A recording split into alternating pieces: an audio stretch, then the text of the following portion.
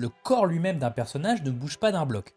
Hein, la tête, les bras, les mains, les jambes peuvent bouger et s'arrêter de façon désynchronisée les uns avec les autres. Hein, par exemple, dans une marche, on voit bien ces différents éléments suivre un chemin les uns après les autres. On retrouve un petit peu l'ondulation de nos saucisses tout à l'heure. Sauf que cette fois, il y a quand même le bras qui va bloquer. En fait, l'os de l'avant-bras, l'ulna, se bloque dans l'humérus. Comme ça, vous pouvez le sentir.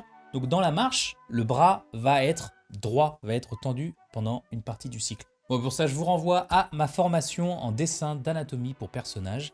Toutes les informations en description.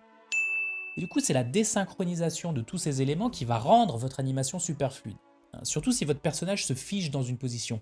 Par exemple, dans cet anime que j'avais fait il y a quelques années, du Docteur Facilier, de la Princesse à la Grenouille et de Shell d'Eldorado, petit crossover Disney DreamWorks. J'ai peur de faire une connerie. Ne la fais pas alors. Quand Shell se retourne avec son couteau, Facilier se raidit. Mais il y a plein de petits éléments qui continuent à bouger, comme par exemple la plume de son chapeau qui fait un follow through et un overlap.